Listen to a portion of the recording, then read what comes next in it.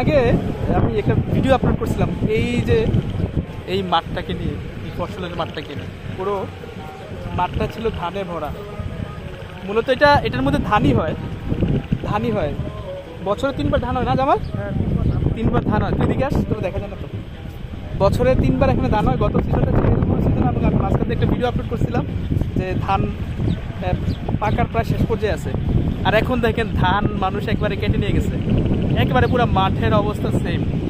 ধান কাটা হয়ে গেছে, এখন হচ্ছে নতুন করে ধান লাগাবে। এটা হচ্ছে আউশ ধান না জামাল? এখন হচ্ছে আউশের সিজন, ধান লাগাবে।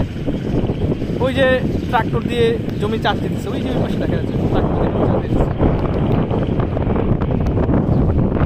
আজকে আমরা বৃষ্টি ছিল সকাল থেকে, ঘূর্ণিঝড়ের প্রভাবে বৃষ্টি হয়েছে সকাল থেকে, প্রচুর বৃষ্টি হয়েছে। তো এখন একটু মানে বৃষ্টি থেকে একটু অবসর পাইছি, বৃষ্টিটা একটু থামার কারণে আমরা একটা বের হয়েছি। আলটিমেটলি ঘুরি বৃষ্টি কিন্তু এখনো পড়তেছে, এখনো ঘুরি বৃষ্টি পড়ে। আমরা একটু ছাতা নিয়ে আসছি, আমার ছাতাটা দেখা। এই যে আমরা ছাতা নিয়ে বের হয়েছি, যদি বৃষ্টি হয় আবার এই ছাতা মাথা দিয়ে আবার একটু আমরা চলে যাবো আর কি। এই রাস্তাটা, যে রাস্তাটার মধ্যে আমরা এখন আছি, এই রাস্তাটাকে বলা হচ্ছে, এটা নতুন রাস্তা, এবং এই রাস্তাটাকে বলে শান্তি রোড না জানো? চেয়ারম্যান বাড়ি রোড। এবং আমাদের নতুন চেয়ারম্যান এই রাস্তাটা তৈরি করছে মামুন ভাই চেয়ারম্যান হওয়ার পরে নতুন এই রাস্তাটা তৈরি করছে। আর এলাকার মানুষের রাস্তার নাম হচ্ছে শান্তি রোড। এর মধ্যে মনে হয় 2 পাশে বাড়ি গাছ লাগিয়ে লাগানো না, সুপারি বা তাল গাছ লাগালে সুন্দর লাগবে। পরিকল্পনা আছে না? আচ্ছা, এই রাস্তাটা আর হচ্ছে এই যে আরেকটা হচ্ছে পাশের রাস্তাটা আমি দেখাবো। এটা হচ্ছে সবচেয়ে সুন্দর রাস্তা আমাদের,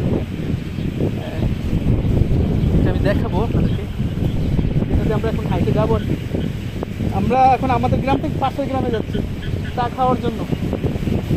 চা কখনো হচ্ছে ঝালমুড়ি খাওয়ার জন্য আমরা ওই পাশে যাচ্ছি, ফুচকা খাওয়ার জন্য। আর হচ্ছে না কি আছে, কী পাওয়া যায় আমরা এখানে? মুগলাই পাওয়া যায় না?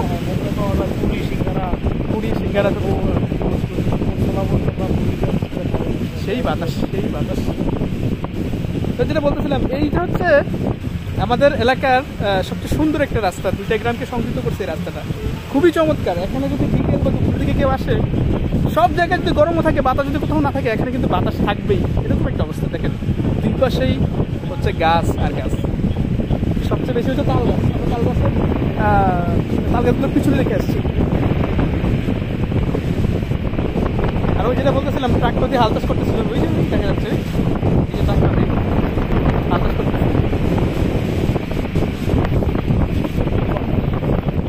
প্রচন্ড বাতাস সবসময়। এই গ্রীষ্মে যদি সবসময় এরকম বাতাস থাকে, খারাপ লাগে না, ভালোই লাগে। কিন্তু এই বাতাসটা আসছে কিন্তু ঘূর্ণিঝড়ের কারণে। নর্মাল যদি বাতাস থাকে সেটা তো মোস্ট ওয়েলকাম নাকি জামাল? সবসময় বাতাস